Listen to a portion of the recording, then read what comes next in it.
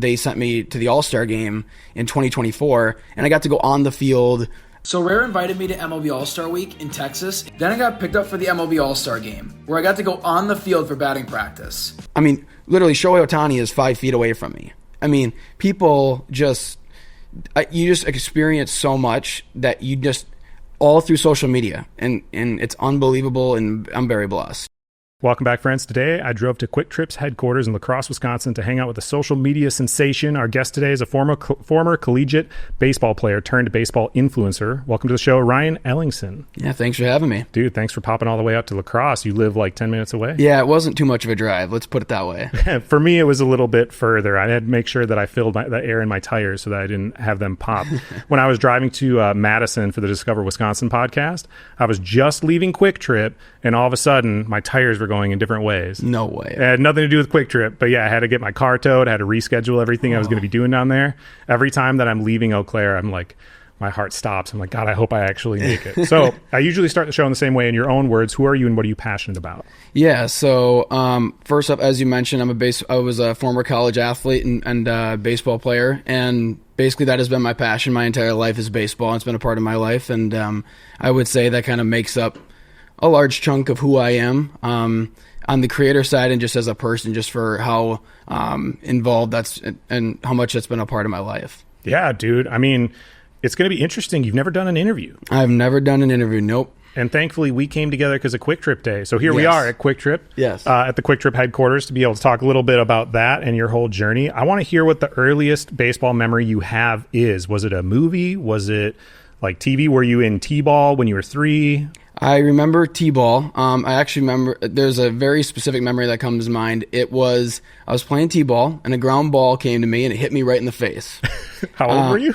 I was like 5 years old, 6 years old. Oh, sick. And yeah, I actually told my parents I was crying that night. I said, I don't even want to play baseball ever again. Pretty sure my dad went out in the garage and was starting to cry because that was one of his biggest fears, is for me not to play the game anymore. But no, just that memory kind of always sticks with me. And then come to what we are today and where I am today and how big of a part that is in my life. It's just funny to look back on that. Yeah, I mean, baseball is one of those sports where your family kind of has to be about it because there's so many games, and any sport is like that team sport. You have to be driven to everything. But I feel like baseball is one of those that's kind of like hockey, where usually if somebody makes it to the collegiate level, their parents are pretty about it. So was your dad a big baseball fan? Did he play growing up? Yes, my dad was a huge baseball fan. He played growing up, and he kind of got me into the sport and showed me kind of just the beauty of the game, I would say. And and my mom was obviously a huge supporter of it. And it took a lot. There was a lot of travel, a lot of sleepless nights. We, even growing up, I played travel baseball, which is never easy. And it's, I always give them all the props in the world of kind of just being there with me and along my side, because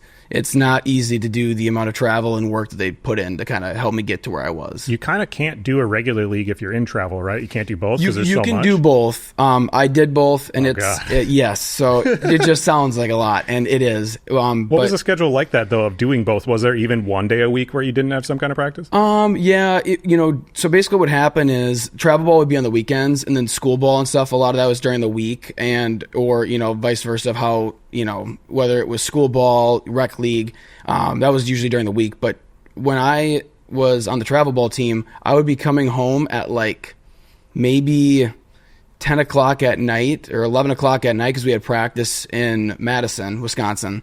10 or 11 o'clock at night, I'd get home, and then I had school the next morning, Monday morning. How old were you when you started doing travel ball? Maybe I was 14. Oh, okay. Yeah, so your bedtime was later. Yeah, a little bit of an increase in staying up late, but sure. It was just a lot, as a kid, but I loved doing it. It didn't really bother me. All my classmates always said to me, like, how do you keep doing it every single Sunday? You wake up every morning and go to school. Like, I just said, it's my passion. Like, I love doing it, and I really didn't know anything else besides that. And ever since I was a kid, I always wanted to get a scholarship from my parents, and that was kind of a driving force for me. Was to get an education for free?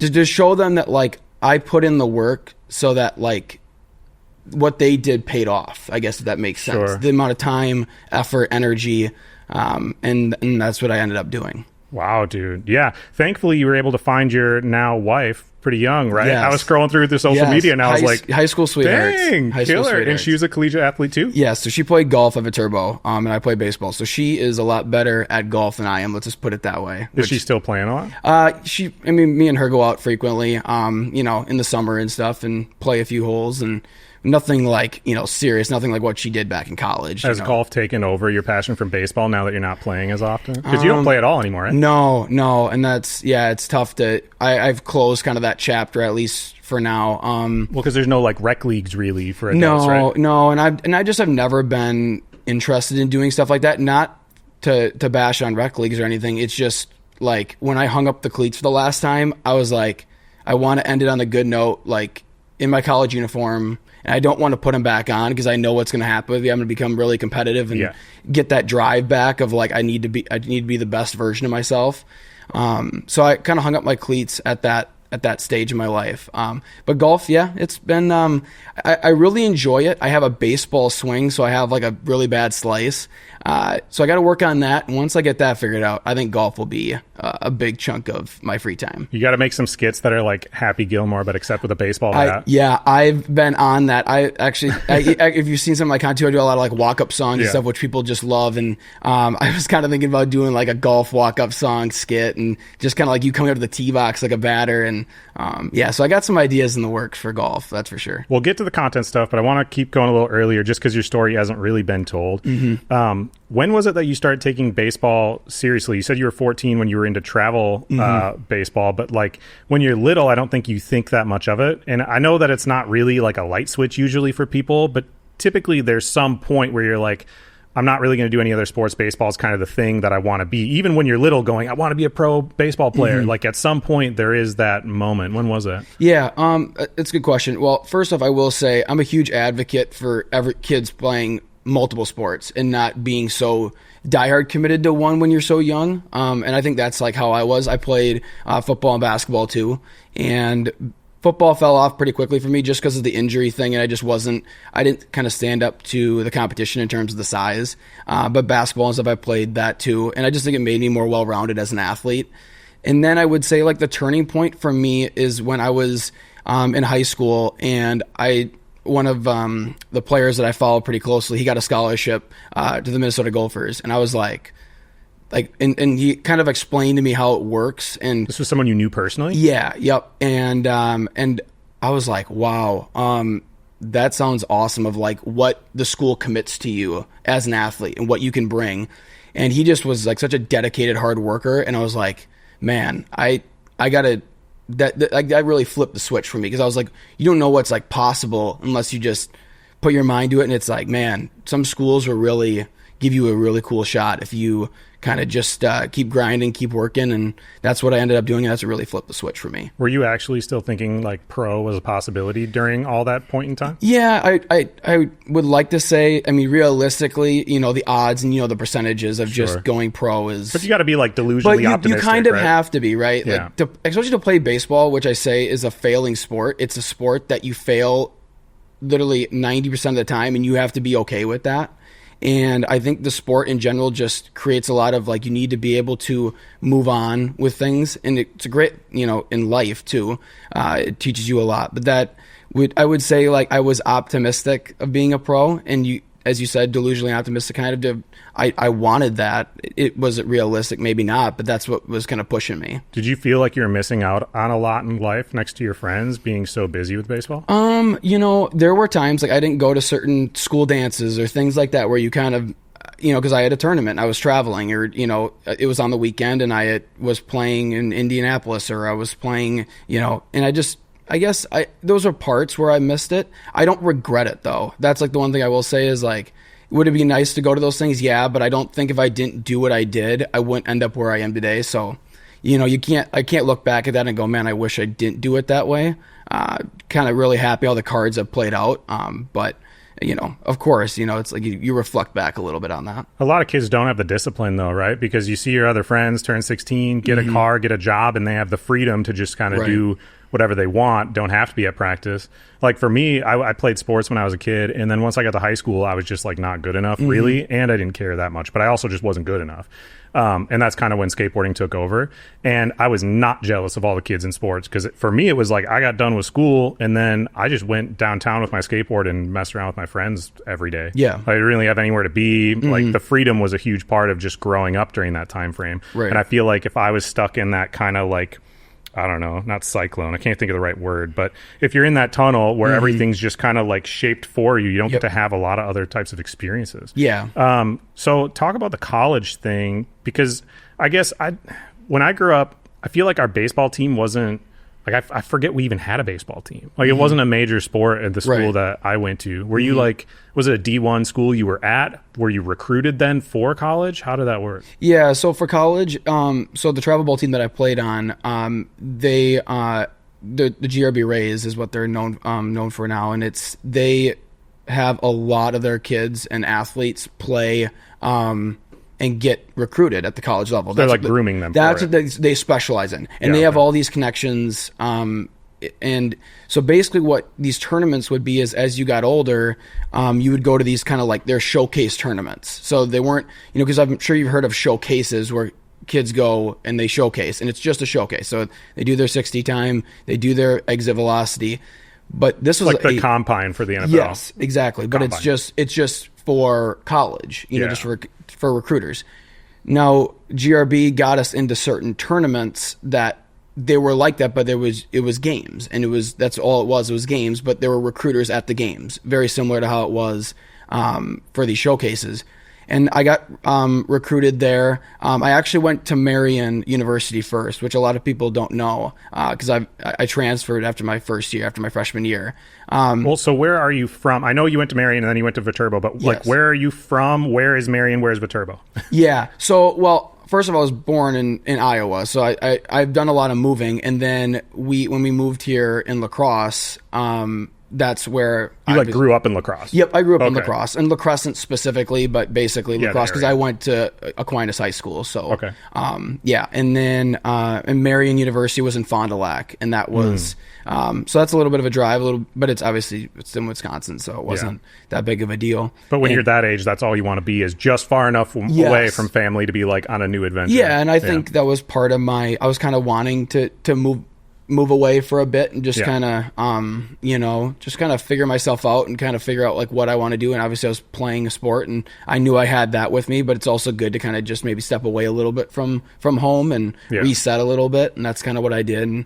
So you got recruited by Marian at this, was it at that? It was at that event? Yep. At that event. And, that day I remember I went 3 for 3 with 3 singles and I saw the scout like eyeing me up, and here's the other thing with these scouts is like they don't watch just how you perform, it's how you act, how are you as a teammate, how do you act off the field just as much as how do you act on the field. And I saw him kind of like eyeing me up and just seeing what I was doing, and then he came up to me and talked to me after the game and then got my information, and that's kind of how that went, and conversations followed after that. But baseball scholarships typically for college aren't like full ride paid, and then it's just like a percentage or something. Yep, right? Yep, and that's what I got. I got a percentage. I didn't get, so a lot of these schools, especially if you're not going like D1, that they're not going to give you usually like full rides just because of like how it works. And then what happened was then after my freshman year, then I was playing on a summer ball team, and one of the recruiters for Viterbo was at the game, and I actually knew him pretty closely, and he came up to me and he's like, how's your experience at Marian? I was like, it's good, it's great. I'm just kind of thinking, I'm a little homesick. I kind of, want to be back, closer to it was girlfriend at the time. And he's like, well, we would love to have you at Viterbo. We'll try to make something happen if you are interested. Because he knew everything about kind of how I played and what I did and what I brought to the table. And then, then I transferred to Viterbo. They made an awesome offer, and I couldn't refuse it, and no regrets. It was the best move I ever made. At what point, though, did you realize during that like collegiate was all you were going to reach. Not trying to like downplay your accomplishments, but I'm just saying, like, when you're thinking about where you want to go to school, the shift has to happen of like, okay, where do I actually want my degree from, because I'm not going to go pro, versus like what has the highest chance of getting me pro. Yes. So I don't know if you know this about me, but I actually went to school for biology. I saw that. Yeah. So and then you quickly were like, maybe that's not it after college. Yeah. So right. Academics for me was actually really important, and Viterbo has a great biology program, and they have like a whole new building and everything, and they kind of put a lot into that, and I was like, this is where I just need to be. And then in terms of flipping the switch, did you want to go to like be in the DNR or something? Like, what did you want to do with biology? Yeah, so I actually worked for the USGS for. What's that? It's like it's United States Geological Survey. It's like it's for the government, and you basically run studies and tests. And it's local here. And it's similar to the DNR in a way, but it's more on the science side. DNR, I think, is more of, the rules and this. So give me an example, science. like you testing water in a lake and going, oh, this is too high of this percentage, which is why we're getting all the green algae. Yeah, yep, that's exactly what it. But there's so many different scientists, obviously. So I was on the freshwater mussel team. So freshwater mussels, and we had a research team that did that, and I worked in that team, and it was a great experience, and just kind of come to find out like that it wasn't maybe what I was called to do and what I felt like my passion was anymore. Because initially when I went to school, I actually wanted to do marine biology, so I wanted to get my biology degree here and then go to the coast and do schooling for marine biology, because I love the ocean. And like when I was a kid, you couldn't get me out of the ocean. I was the kid that got the snorkeling gear. I bought it every single time that we went somewhere, and I snorkeled. Are you a diver yet?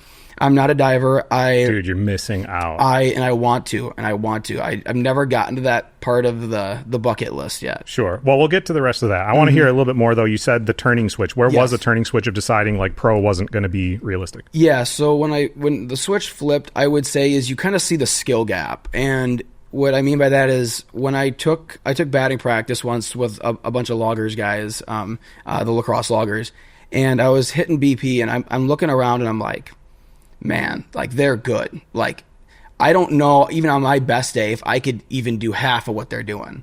And a lot of them were D1 athletes, and those D1 athletes, there's only a small percentage that go even into AA, AAA, and then a small percentage of them go pro.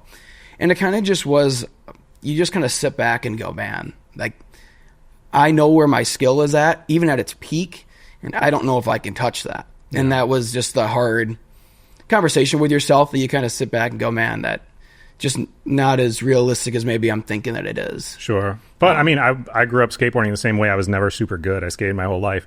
It was very obvious to me that I wasn't going to be good enough to be a pro skateboarder, that from the beginning, because it was like my crew of maybe like 6 people that I skated with, I was the second to worst. Right. Because I never quit. I eventually got better, but I was still like never a possibility. But there was a way to make a living from skateboarding that wasn't pro skateboarding, which is, similar with what you ended up doing with baseball. I ended up opening a brick and mortar skateboard shop because this was a little bit, I don't want to say pre-influencer, but I opened my shop in 2014. So it was before too many people were making a full-time, living doing influencer type stuff. I didn't realize that was a real thing. I didn't realize you could make money doing a podcast at that point in time.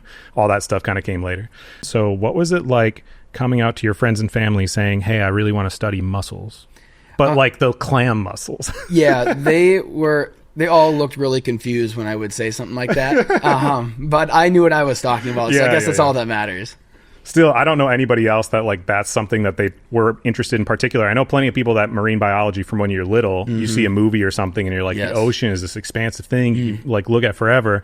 And then all the other people who stick around here and they're just like studying trees and studying whatever, like it doesn't sound glamorous, So when did you decide that you didn't really want to do that?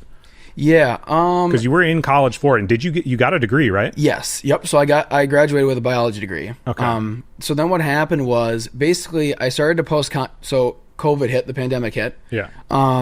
My junior year of college baseball got canceled. You didn't play at all? We didn't play at all. Oh. So, and schooling was all basically online then too, once it shifted. So for me, it was the first year in my life where I did not have baseball. Yeah. Basically, you know.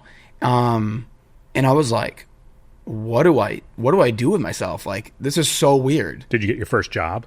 So, yes, I did get a job. But so what happened was I started, TikTok started to take off. And I was like, what if I just started to post some content? And so I started to post some baseball content. And I kind of like dabbled in everything in the beginning. It's like kind of the start of TikTok where you did the dances, you did about everything. And then I was like, okay, I'm making content, but like, what am I bringing to the table? Like, what do people want to watch this video for? How quickly was it that you were starting to think of it as a business? Because that's like how... years. It took me probably 2 years. Oh, okay. So I had... so basically what happened is I started to post baseball stuff and skits, and that was my way of staying connected to the game, because I didn't have that year, Sure, right? yeah. So I started to post funny baseball skits, baseball dads, all this different stuff, and it took off, and I followers were blowing up, but I didn't know what to do with it. I liked it. It was cool seeing how many people were intrigued by my content, right? Took, I don't know, fast forward maybe, and I got my first couple brand deals, but they weren't like paid. It was like, product in exchange for content and stuff like that. And fast forward maybe a year and a half, I got basically an agency that reached out to me and said they were interested in working with me.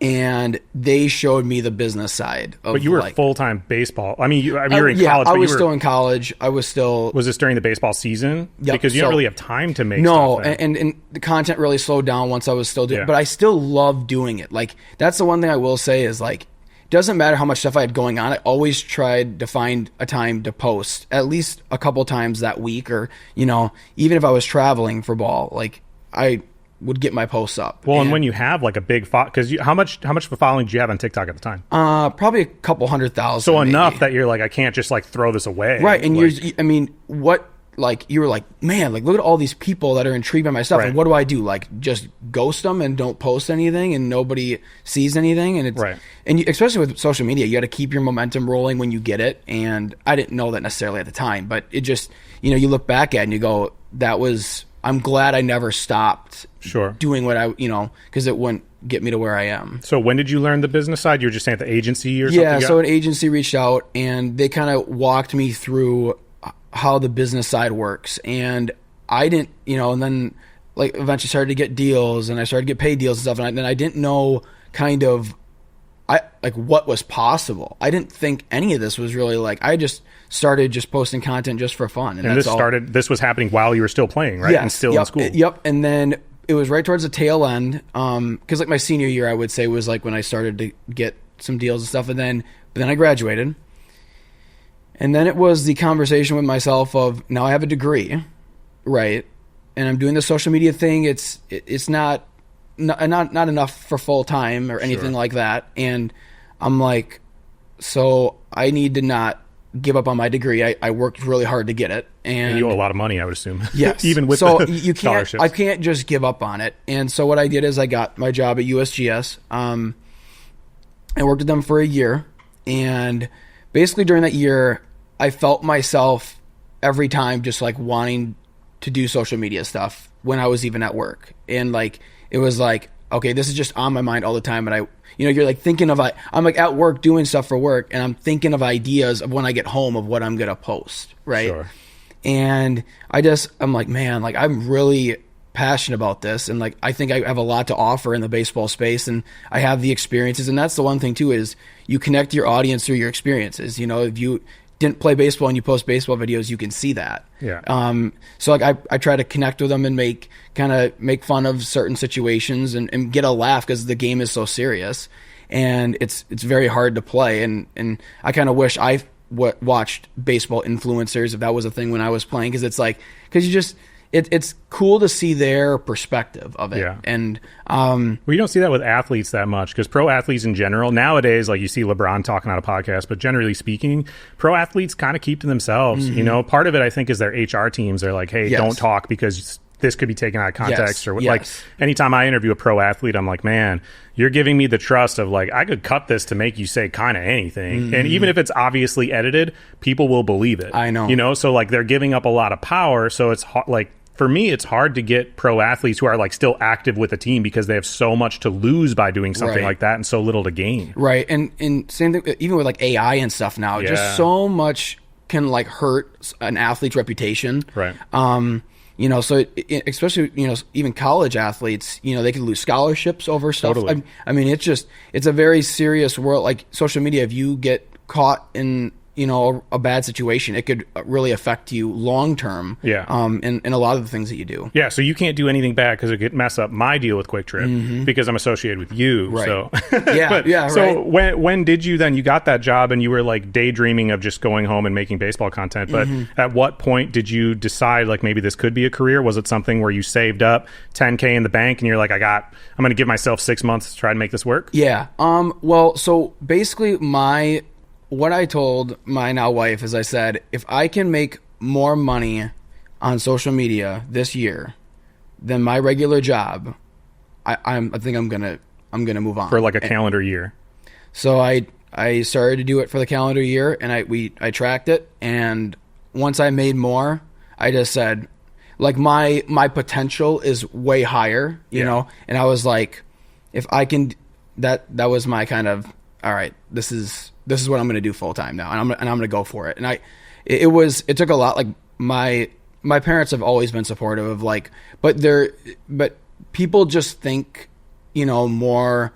You need to be on this path. Like that was never a thing, you know, when we were, you know, a kid, or when we were, you know, like that. Social media didn't tell you job. that was a career, right? Yeah. So it's like for me, it was kind of tough because I was like, all right, I know what I can do in this.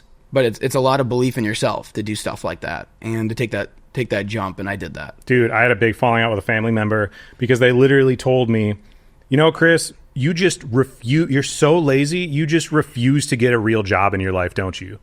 And I was just like, cool, man. Like, I've been self-employed since I was 23.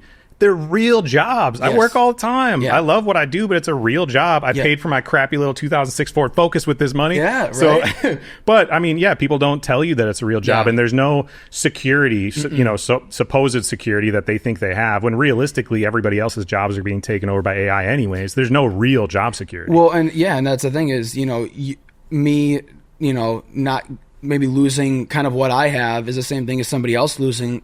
A business could close and you could lose your jobs too. That's just there's no difference. Well, there. And even working with the government, all these programs, and without getting into any of that stuff, they're shutting down different departments and cutting funding here or giving funding somewhere else all the time. So your position can be eliminated when it's not even anything to do with your performance. Yes. So that's, you know, I will say that's just that's with everybody. Everybody's job. You show up to work and you don't know, you know, what's going to happen that day. What was the first, like, I know I keep shouting out Kwik Trip because they're the best and we're here, but they were like, that partnership I think was the first one where I really was like, okay, this could actually work. Not that it was like a dollar amount at the time that was like, I can make a living annually off of this income, but it was the first one where it was like significant enough and a long enough deal where I was like, well, if I get however many contracts with similar brands of similar sizes, this could maybe be a thing. What was the first brand deal that you got that opened your eyes where you're like, okay, this might be possible? Yeah. Well, first, shout out to Kwik Trip. I will say they, like, in the Midwest too, just like with my audience of where I'm located, it just made so much sense. And they're literally one of my favorite brand deals to date. Time to get my essentials at Kwik Trip. Wait, so you're telling me for every dollar spent at Kwik Trip, I can get a point, and those points can be redeemed for Brewers home game tickets through the Kwik Rewards app? And I've done a lot, and I've worked with a lot of different brands. They are the one that consistently people tell me they're jealous of. Yes, and whether you work for them, you're an influencer for them, they treat you all the same, and it's awesome. So they're one of my favorite brand deals to date. I mean, I guess too, you know, you look back and you think about like, so I partnered with MLB, and for me, like that was a childhood dream to like do anything with Major League Baseball. Did they just send you an email from an MLB address? Yeah, so my agency got connected with them. They reached out and I went to the World Series. I think it was the 2023 World Series. Like they paid for you to go and everything? And they sent me there, and I got basically in a box seat, and I was like, what is happening right now? I mean, you're like a kid in a candy store when something like that happens. Totally. Especially for me and my background. And that's where I kind of really, like, my eyes were like, what's the end of this? Like, I feel like anything is possible, when you work with somebody like that. And, because their budget's limitless, dude. Yeah. And it's so much for me, it wasn't even so much about like the dollars. It was like the stage that you're on. Like, you understand, people dream to go to the World Series. Like, that is like, they only want to go to a World Series once in their life, and that's all they want to do. Yeah. And I got to experience that at a really young age, and I got like all the access. I got, it's very humbling, to say the least, of like, man, that, like, and then another experience that I got was when I worked with a brand, and they sent me to the All-Star game in 2024, and I got to go on the field.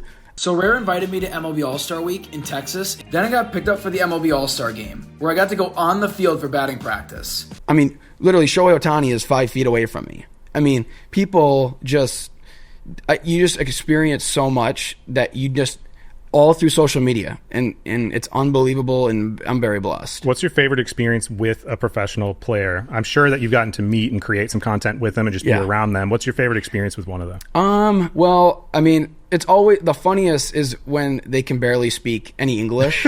So they're recruited from overseas. Yes, yeah. So I had an interview with Luis Ariz with the Twins, and I did an interview with him, and I think there was a disconnect of like the questions but man, he was just the funniest guy about it. And I would say that's like one of the more funny experiences, is like when you disconnect with the language barrier, and but you still make it a good interview, and it's still funny, and you look back at it and you're like, yeah, he had no idea what I was saying. He's just doing the nodding, cool. So what is your favorite? Which one is your favorite? I love this one because I feel like when we wear this one, we can score like 10 runs, This jersey is my favorite jersey. This one, and I'm like, okay, that's not what I asked, but that's okay. But your content's not based around interviewing, so why did they even, like, have you done a lot of that stuff? I didn't see any of that. No, so I've done a couple interviews I've sprinkled it in. They did their new logo unveiling. So the Twins. So remember, their old logo was more of a sharper, and now it's more rounded off, and they did like all the new jerseys and the M, and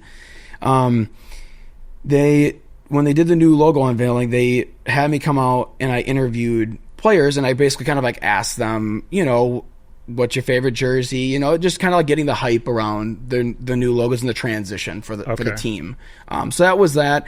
Other than that, I really haven't done any interviews since then, and but it was still, I still liked it. Maybe it wasn't the best at interviewing somebody. I had no experience at it. Like, obviously you have a lot of experience in it, and you're really good at it. I appreciate that. I didn't have any experience in it, but I was like, you know what? Why not? Like, it doesn't. I think it's good to just try different things, and even if you're not, the best at it, it's still that's good for everything in life, is just trying new things. Like, even the same way with just traveling, of going like, I never thought that I would want to live in Australia, and ever since I went to Australia, and I'm like, dude, I could definitely see myself living in Australia. This place is dope. So I know that I read somewhere that you work with the Twins, and you grew up a Twins fan, right? Yes. Because lacrosse is so much closer to Minnesota than Milwaukee. What is your favorite memory as a fan of the Minnesota Twins? And then after that, I want to hear the story of you getting, I guess, recruited to work with them, because you didn't hit them up. They hit you up, right? Yeah, yeah. So what's your favorite experience as a fan? Like, your favorite Minnesota Twins memory? Well, I will say it was like Heartbreak. Yes, yeah. I'll say honestly, they're going to the Metrodome. Being a Twins fan and going to the Metrodome was pretty cool. Now you look back at it now, and I was like, maybe I didn't think the Metrodome was the coolest thing at the time. That was. How old were you? The Metrodome was a while ago. Oh man, I was young, really young. I don't even know my age, and like me and my dad and like my family, we would always try to go to Twins games. My dad's a huge Twins fan. Okay. So it was a really cool like bonding experience for me and my dad, and for my family, and for my brother. And so that, I would say my favorite experience was just going to the Metrodome whenever there was a game for being a Twins fan. So you guys went fairly often? Yeah. Oh, okay. Yep. Do you think they play too many games in MLB? I mean, I guess it's not really my thing to say. I think that if you're giving my opinion, I think there's a lot of games, and people just, I don't think they're tuned in as much for like, versus like if you do, you know, like look at the NFL season, how short that is. Right. But it's not really my thing to say. I guess my opinion is, I think in general people think yes. Yeah. But I actually don't mind it because I love baseball, and it's all your perspective. You know, how you look at baseball. Do you look at it as boring? Do you look at it as, because like I find every inning, like even the pitch clock thing, like I didn't even need the pitch clock to be added because I love baseball so much that nothing bores me in that game. Sure. But for other people, that could be like, oh, this game's taking forever. Let's speed this up, kind of a thing. And so, if you could change one baseball rule to make it more interesting for yourself to watch, what rule would you change? That's a good question. I mean, I think it'd be really cool if you did if you walked a certain amount of batters in an inning, they got to like get like a free fastball down the middle. Yeah. And then it's home run time. That's like what I'm kind of thinking. It would be a cool, like a little spark to the game. That would be. And then the other thing too that I really liked is in the All-Star game, I think it was last year, they did a home run when it was tied. So when a game was tied, instead of, you know, putting the guy on second base and all that stuff, I think that they did a home run derby basically, and whoever won the home run derby won the game.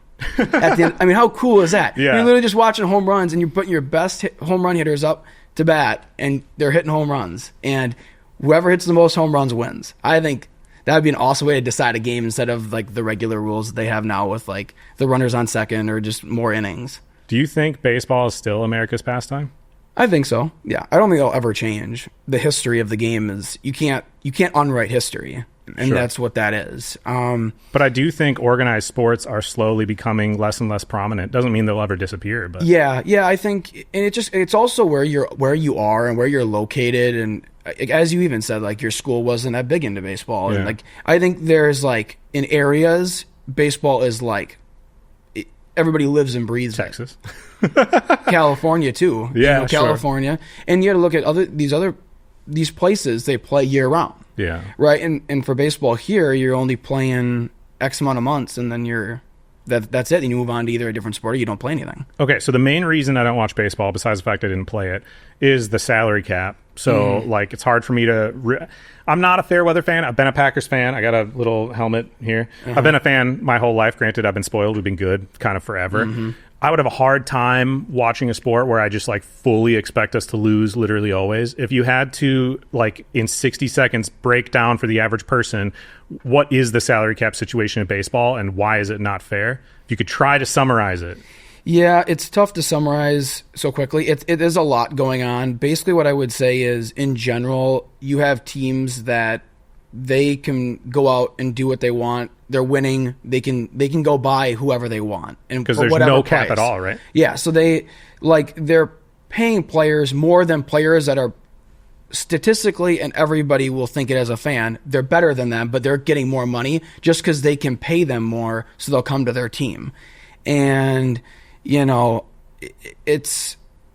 I think the 2027 season will be interesting to see what happens with everything, with the like potential lockout, and like there's rumors that are going around that the season might not, there might not even be a season. Is this? I guess I haven't heard about this. Is this over the salary cap? Yeah, so it's over the salary cap. So basically, it's the bargaining right. So the players association, and like there's like a big bargain where like the owners and the players association and everybody's gonna like come meet, and they got to agree on if there is no salary cap.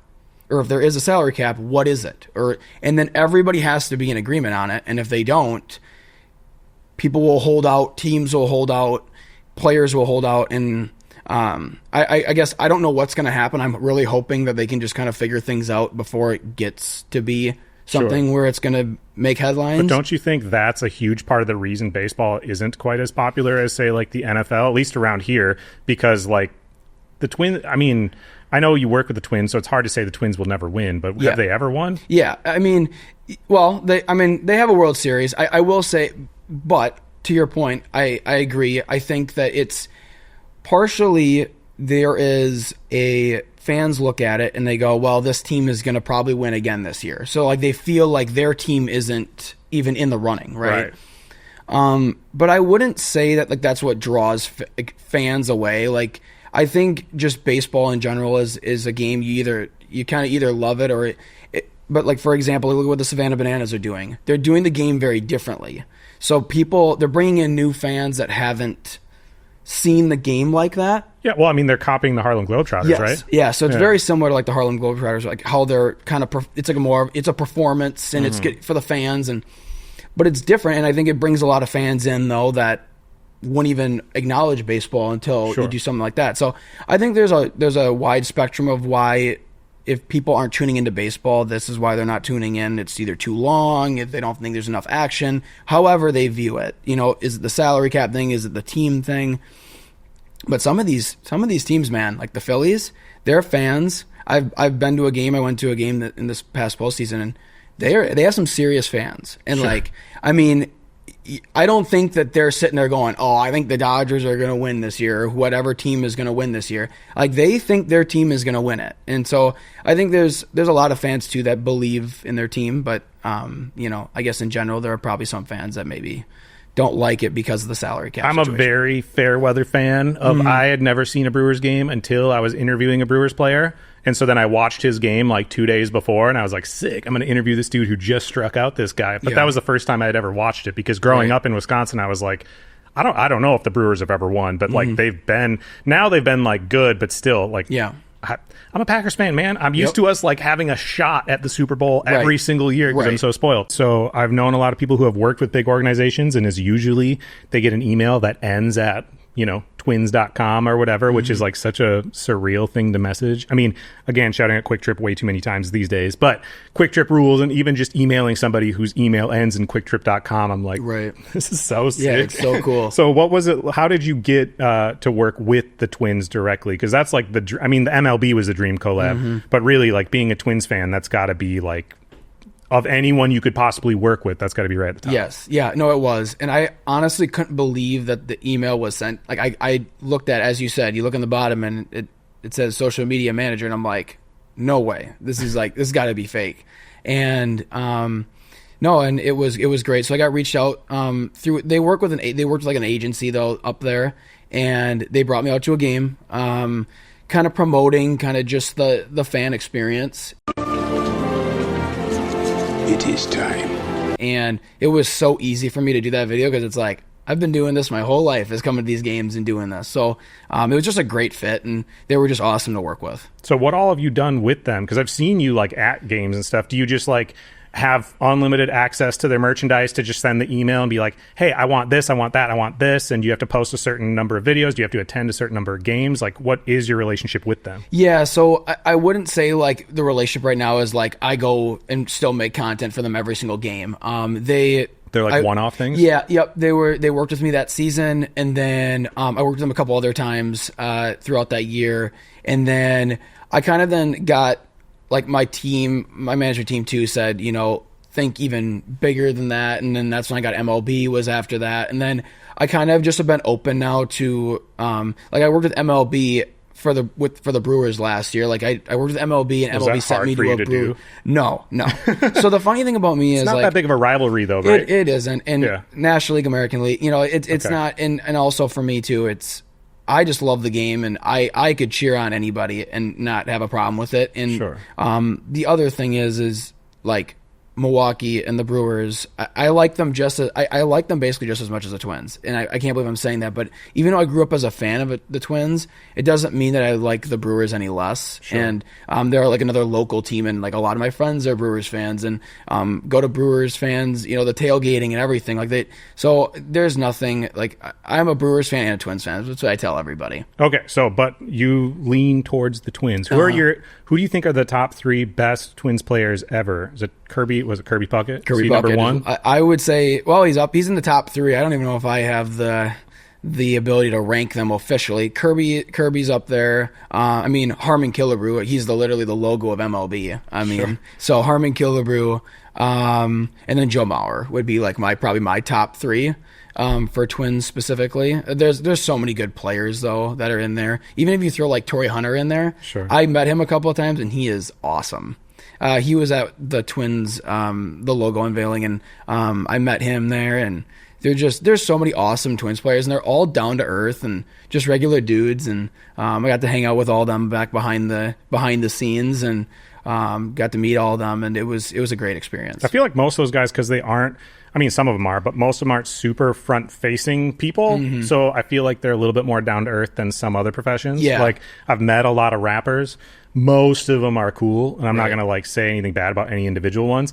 But I've seen a lot of egos, too, where I'm like, man, you are a hard person to be around. Right. Versus, like, when I interviewed Grant, like, his wife was there with his kid, and they're like, oh, let me get you, like... His wife was very much momming it, where she's like, would you like some crackers? Would you like what? Yeah. So anyways, yeah, those people rule. So what do you think is the hardest position to play in baseball? And why does shortstop? Is that the one that has the most drip? Because all your videos feature Oh, they do. Boys, how does a new drip look? Fire, right? They do. And if you know the stereotype and know the player, they always they have to have the most drip. It's like a requirement. Which shortstop has had the best drip ever? Who do you think of? Who's the drip king? Ooh, drip king. That's a really good question. You know, I mean, I guess he's not a shortstop, but definitely the drip king is Acuna for Major League Baseball right now. Even though he doesn't fit the stereotype of the shortstop, he definitely has the most drip. But yeah, no, there's a lot of players that have had really good drip. Even what's his name for the Brewers? I'm trying to think of his name. RC. I think was it RC? He's the shortstop. You would know more than me. I'm trying to. The name's blanket, but he had some drip too. Sure. But yeah, no, there's tons of players that have it. But Acuna should be a shortstop because that's how much drip he has. What's your favorite piece of memorabilia that you've gotten to get because of what you do? Like in my car right now, because I'm going to do another interview after this, I have a signed Harlem Globetrotters jersey because I was just hanging out with one of their players recently, and like I get random little things like that all the time where I'm like, dude, this is so sick that I got this item. Like no one else really has them. Yep. Yeah. No, I mean, I've gotten a lot of baseballs and stuff that have been signed by players, and even for like events, like for brand events, I've gotten kind of like gift packages of players that have signed memorabilia for me, and I even have like a game used All-Star game ball from the event that I went to with that brand, and it was just like they're not just all in boxes, are they? No, they're like cased. And you have a good display setup. Oh yeah. Okay, cool. Oh yeah, you have to. It's a requirement. You know, you got to do it. A lot of people like that don't have that, man. Like I interviewed this soccer player, and he's got all these signed jerseys by all these people, and they're just in boxes. Yep, he's like, one day they'll be displayed, but for the moment, they're just like chilling. Yeah. Nobody even gets to see it. Well, that's the other thing is like then you forget about it if it's not displayed, right? Like you put it with all the rest of the stuff, and then all of a sudden it gets lost and everything. So no, I try to everything that I get like that's game used or signed or whatever. I try to display right away. What's your favorite memory from being on the field? The only one you've shared so far is when you took a baseball to the face when you were little. You must have like some home run at moment or some game that you won. Yeah. What's your favorite memory on the field? I mean, right away what comes to mind is when we won the state championship my senior year for Aquinas. Like it was that moment, man, that was just re-sparked everything for the game for me. Just being out there with my teammates and like holding that trophy and getting a ring, and it's just. And our team, actually, the funny thing is, like, our team wasn't even, like, nobody took us really seriously. And we just went on, like, an insane run. And that's all that, you get hot at the right time. That's all that matters. And that was, like, my best on-field experience ever in my life. And one of the best experiences in my life in general was just winning that, just like with, like, there was all seniors, too. It was my senior year. And it was with all my best friends and, like, with everybody. Like, you all went through the program together, right? And to win it together, man, that was pretty special. Do you ever wear that ring? I do not, but it is displayed. It is displayed. I feel like it's like the Super Bowl ring, even though it's just high school. You got to wear it around once in a while. What about your biggest heartbreak moment in baseball, whether it was as a fan or on the field, from an injury? What's your biggest heartbreak? I mean, I had a couple injuries, but I was very blessed to not have any like really like season-long injuries or taking me out that long, but I mean, a heartbreaking moment was the last time I played. My dad was there and like my family was there, and it was like, like as a player, you take the field for that last time and you're like, this is it as like a college athlete, as a player, everything that I put into it, it was really sad. I shedded a couple tears, and along with a lot of my teammates that was their last run. And it was just that was the saddest moment for sure. Did you just feel lost as a person after that for a little while? Yeah. I mean, when the game is a part of you for so long, it's tough to lose it. And I thought I would handle it better than I did. I was like, I'll be fine. Like, whatever. I'll just move on to the next thing.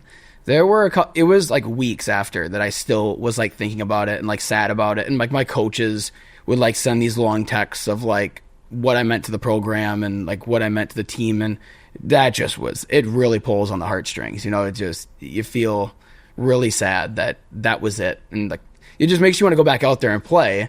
But you know that you can't. It's all over. Did you just find yourself listening to Bon Iver, going for long walks, trying not to cry? There was a lot of sad music being played. That's for sure. A couple more baseball questions. Sure. Because just as a fan, I don't really fully understand. Shouldn't all the stadiums just be the same? Like dimension-wise and stuff? Isn't it totally unfair to have different like heights for the walls and all? Like, should they be the same? I actually like the uniqueness of every stadium because it makes you play. It's like saying a golf course should be the same, every single golf course. You know what I mean? Yeah, but every other sport is all the same. I know, but I just think with the ability in baseball and like the pitching, the hitting, even when you play at stadiums, teams will put more lefties or righties in the lineup because that side of the field is favored or like has a shorter fence or whatever. So I like the schematic part of that game. So I wouldn't ever change that. And I like how it's kind of currently set. And like, you go to Fenway and you know that you have the big wall to hit over if you're, if you're a righty.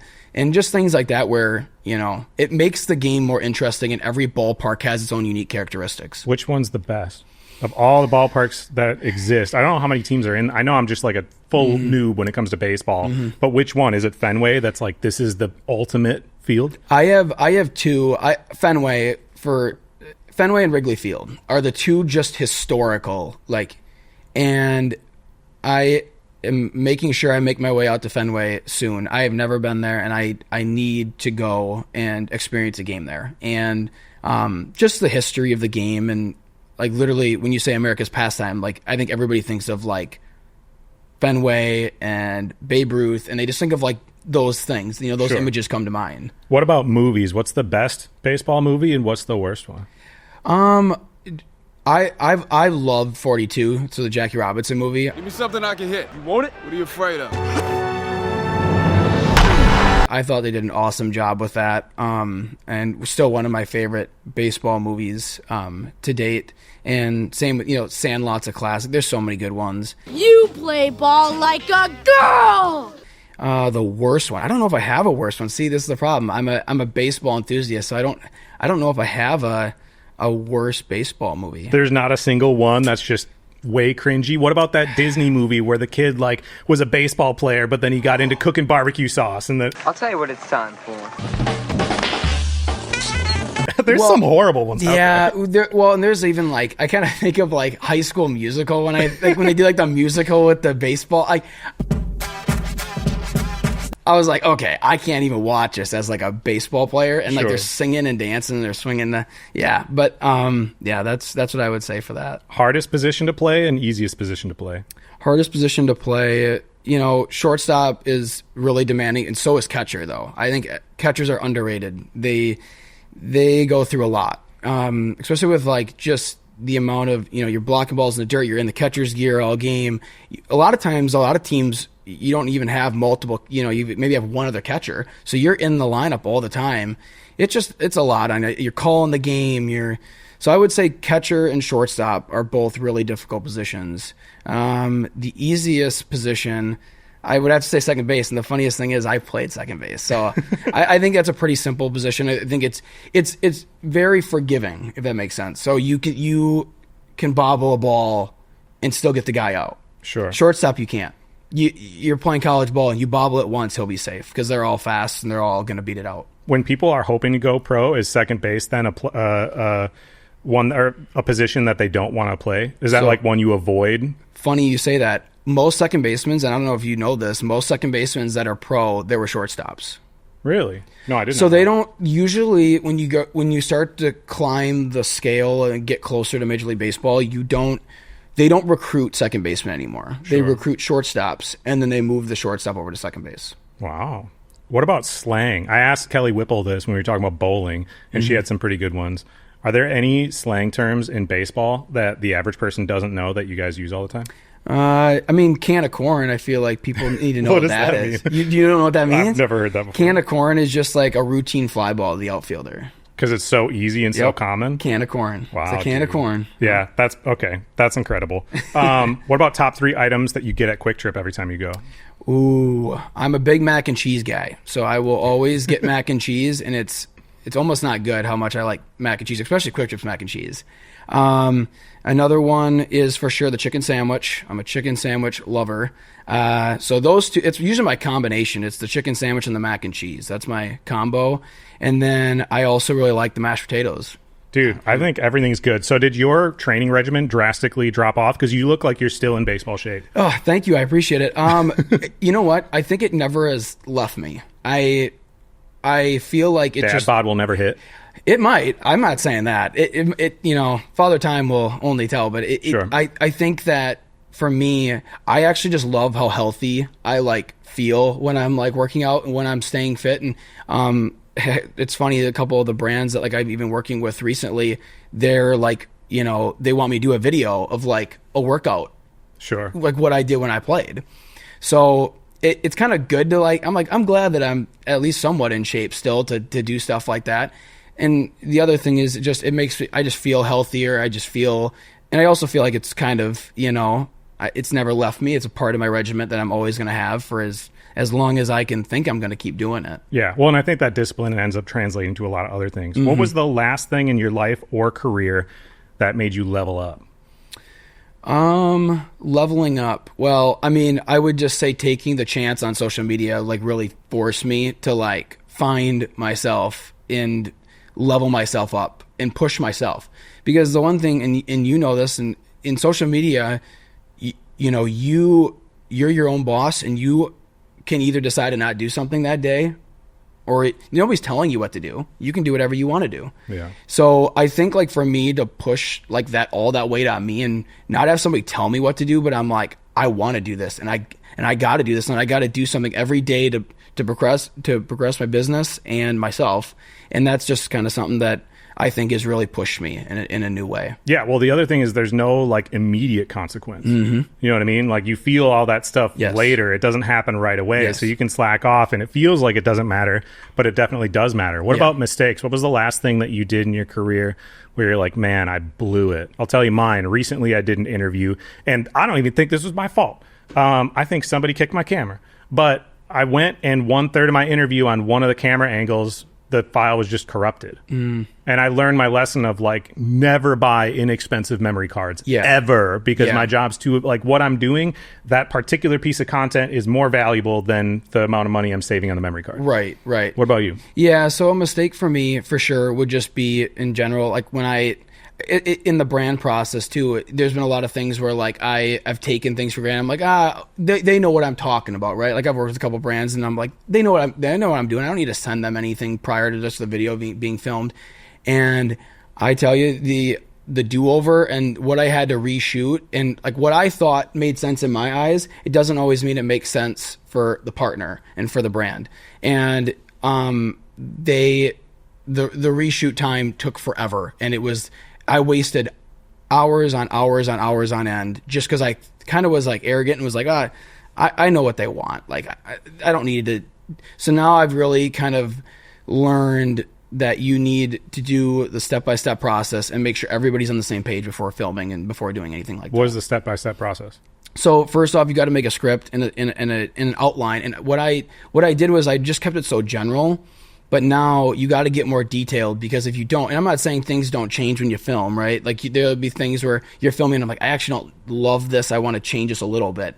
But in the end, you got to be on the same page where you both understand like where you're going with that video and the exact kind of what do they want mentioned, how do they want the brand or the product incorporated.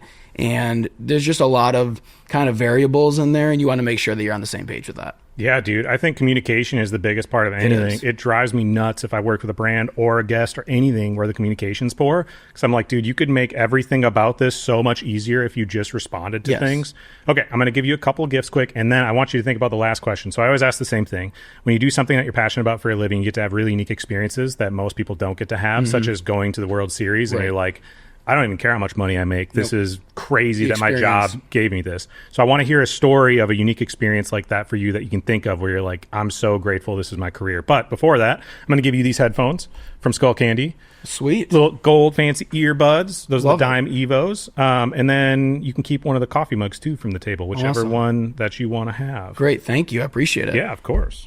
Yeah, so and I would say like an experience for me, I mentioned the World Series and then the All-Star game was just, I would say the All-Star game was one of the coolest, like being on the field with the players and Walk me through that day. Yeah, so that day, and it sounds surreal to even explain. So I got, they put me in a really nice hotel, like a 5-star hotel, and I woke up that morning, got a great breakfast. Did you get to bring your wife? I did not. Not that she. So the thing is, she was working, and the schedules are just always tough with, especially with All-Star games. They're like Tuesday or something. It's like in the middle of the week, so the scheduling is tough. Yeah.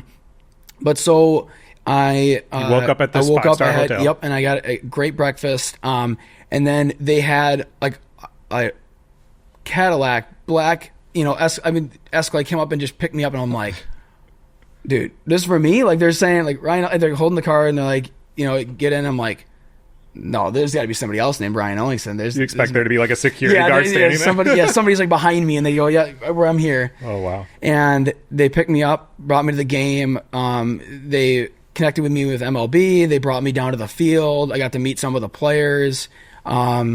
And watch the batting practice, and then I got to go to my seat. When you talk to the players, did you like shake their hand and say, "Hey, I just make baseball videos. I'm such a fan." Yeah, and that's the one thing. It's like, right? They probably think I'm like with some business or something. I'm like, I'm only there for the experience. I'm like, dude, I make baseball videos, and I know exactly what you're, laughing about or talking about. And no, it's great. And then I got to go to my seat and watch the game, and got to go up to the box seats, and they have like, obviously like a buffet style food up there and drinks, and you just think back at it now. And even too, another experience that really comes to mind was when I partnered with UC Health and I went to Denver, and I got to go hit on the field for Denver for the Colorado Rockies. Wow. And my locker was right next to Cortland Sutton's it's a charity event. And they do like a home run derby to raise awareness, and they bring in the Denver Broncos football players. So my locker was right next to Cortland Sutton's, and I'm sitting there, and I'm next to Cortland Sutton. I'm like, oh hey dude, like, how's it going? And just like the most chill dudes, and I was like, this is insane. Like where I'm at right now, what I get to do, and what I get to experience, and to step foot in a MLB locker room, to lace up, and not really cleats, but you lace up your shoes, and you get to go hit, and you get to go on the field. I mean, and go play. I mean, that's like it, just a full circle moment. Maybe it wasn't what I was thinking it was going to be when I was a kid, when I said that I wanted to be a professional baseball player and I wanted to take the field. But man, it all feels the same. That's dude, for sure. It's like Make-A-Wish Foundation, except you're a grown-up now.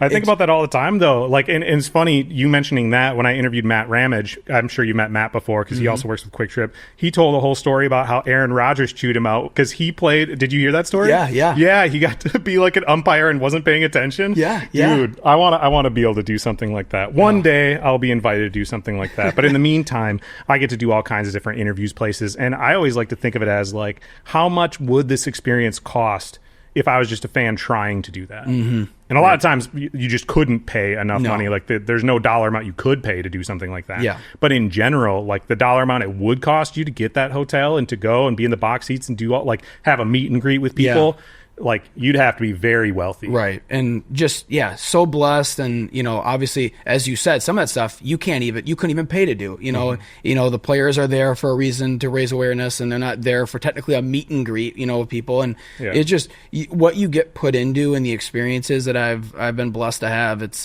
been incredible. What are the goals that are left?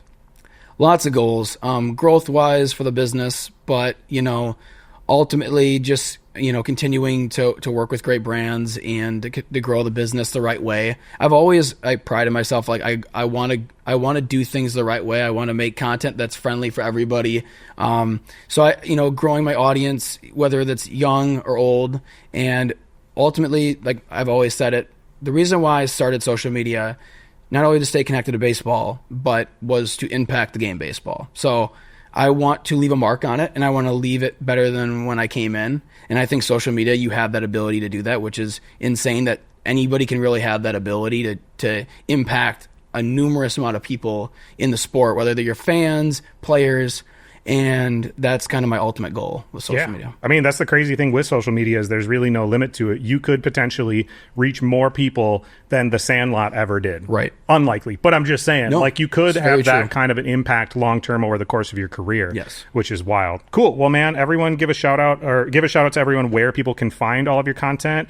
If they wanted to try to get a message to you because they were like, I can't believe Chris didn't ask this question. Yeah. Where would they send a message? Yeah, you can just DM me. Honestly, I check my DMs pretty frequently. And then otherwise, you can just find me at Ryan Ellingson 8 on Instagram, TikTok, YouTube.